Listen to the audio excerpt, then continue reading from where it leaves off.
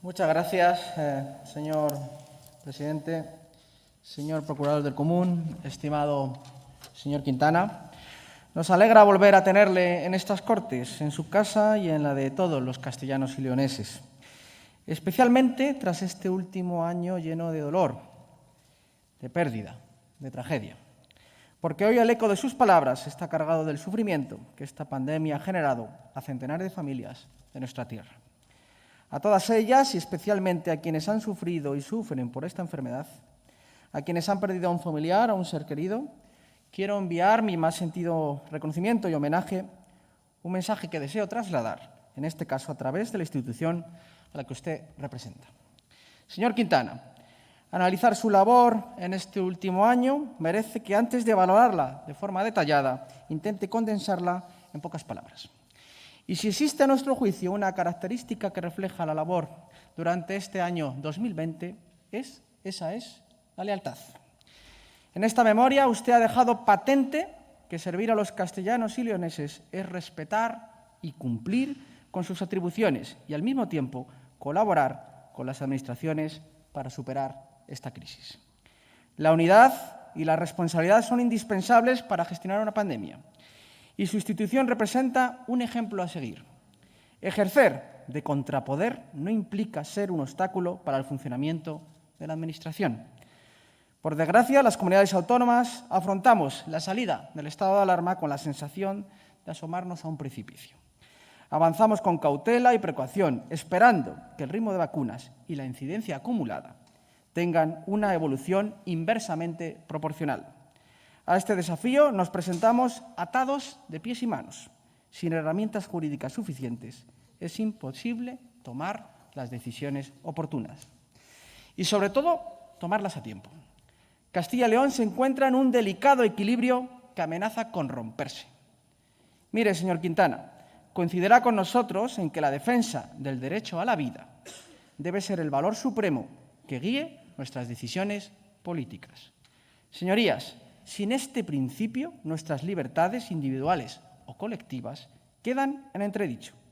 Por todo ello, señor Quintana, queremos agradecerle la entrega y el sacrificio con el que ha colocado este derecho elemental en la cúspide de su labor por la defensa de los intereses de todos los ciudadanos.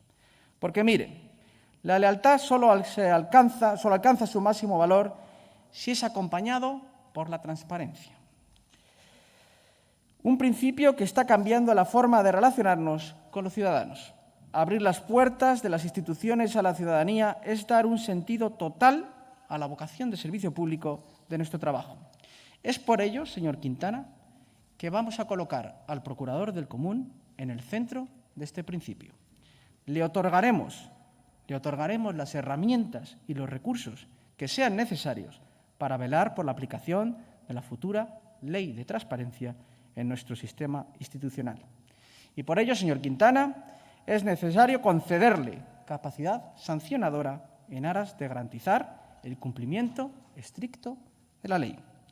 Al mismo tiempo, como presidente de la Comisión de Transparencia, su papel en la resolución de las reclamaciones de acceso a la información pública supondrá un antes y un después en el blindaje de este derecho en Castilla y León. Porque creemos en la institución. Nosotros creemos en la institución que usted, señor Quintana, representa. Porque reconocemos su trabajo pegado a tierra y cercano al ciudadano y absolutamente necesario por la configuración de nuestra comunidad autónoma. Mire, el año 2020 ha sido un año muy difícil, un año marcado por la incertidumbre, un año desgraciado, un año de debilidades, pero también de fortalezas. Independientemente de lo que escuche hoy aquí, señor Quintana, Castilla y León afrontó los peores momentos siempre unida, como una comunidad. Un año difícil que claramente se ve reflejado en su informe, en el que casi un 30% de las quejas y las actuaciones de oficio son como consecuencia directa de los efectos de la pandemia. Y de ellos debemos destacar los referentes a sanidad, a educación y, como no, a residencias. Nos interesa el número y el cariz de las quejas, la atención de las consejerías implicadas y la evolución hasta el día de hoy. Es indudable el esfuerzo de nuestro sistema de salud, de sus profesionales sanitarios y de todos los implicados en la lucha contra la pandemia para hacer frente a la enfermedad, que en sus 4 grandes acosos no ha provocado el colapso del sistema, porque nuestra sanidad es robusta.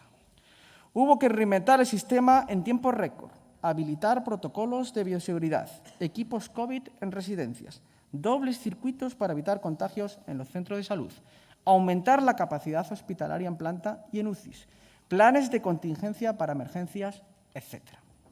En el momento actual se constata la normalización de las actividades hospitalarias, con la excepción de las actividades quirúrgicas y también la presión en las UCIs, la cual parece estancada. Nos preocupa también que al centrar los esfuerzos en el COVID se baje la guardia en el tratamiento de otras enfermedades. Otra cuestión destacada en su informe fue la forma en que se abordó la sanidad en el mundo rural, recibiéndose multitud de quejas relativas a los consultorios locales de varias provincias de nuestra comunidad. Esto es una preocupación que ha aparecido de forma recurrente en los informes anuales del Procurador del Común.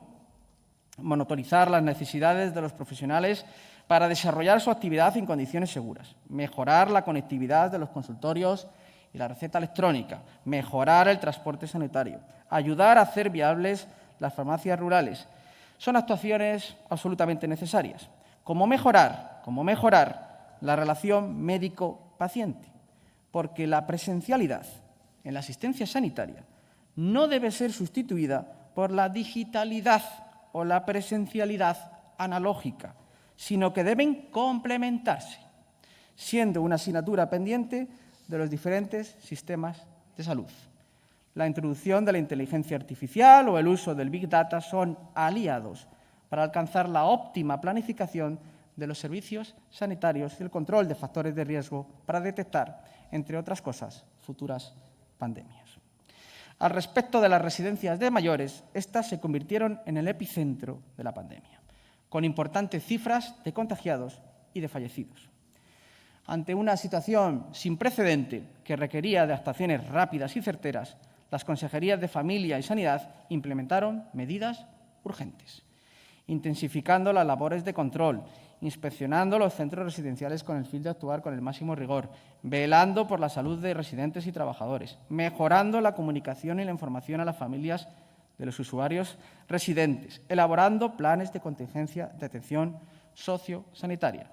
No se ha escatimado en esfuerzos, ni organizativos ni presupuestarios. Lo importante era salvar vidas y minimizar al máximo el impacto negativo de la pandemia. La incertidumbre en cómo se iba a desarrollar lo que restaba del curso escolar del 2020 también se refleja, señor Quintana, en su informe. En especial, los inconvenientes que los alumnos de zonas rurales o pequeñas localidades tienen al no disponer de acceso a un Internet o una banda ancha adecuada. Las primeras semanas fueron complejas, tanto para el profesorado como para el alumnado, pues se encontraban ante una situación desconocida, donde entraban en juego múltiples variables a considerar, como la adaptación a las nuevas tecnologías, las nuevas vías de comunicación entre el profesorado y los centros educativos, por poner un par de ejemplos. Se aumentó el profesorado para hacer frente a las necesidades requeridas para la actividad docente. Se implantó la jornada continua con carácter generalizado para minimizar riesgos de contagio de la COVID-19. Se aprobó el protocolo de prevención y organización del regreso a la actividad lectiva en los centros de Castilla y León para el curso 2020-2021. Y, en general, se diseñaron medidas para garantizar el derecho a la educación de los alumnos y los protocolos necesarios para hacer de los centros educativos entornos seguros, como así se ha demostrado, medidas vitales para asegurar la educación presencial, algo que en países vecinos, como en Francia y Portugal, no se ha logrado. La limitación de los derechos fundamentales, las exigentes medidas de prevención, el cierre intermitente de negocios y de hasta sectores enteros, así como su apertura en muchas ocasiones parcial para evitar la transmisión del virus, ha afectado seriamente a la situación económica, psicológica y social de una gran parte de la población, sobre todo los dedicados a la hostelería, gimnasios, turismo, restauración y sector de la cultura. Al respecto, y con el ánimo de coordinar la sanidad con la economía, se flexibilizaron las restricciones, pero siempre vinculándolo y sometiéndolos a los principales indicadores sanitarios, al rigor científico. Igualmente, se puso en marcha un abanico de ayudas públicas para aliviar y compensar las pérdidas económicas, aunque reconocemos que nunca serán suficientes. Lamentablemente, y ante una situación de emergencia en la que muchos ciudadanos han perdido sus trabajos, es inevitable el aumento de personas en situación de vulnerabilidad, situación reflejada en su informe, siendo necesarias políticas públicas de apoyo urgente para su protección, adicionales a las actuales, recomendación aceptada parcialmente por la Administración autonómica.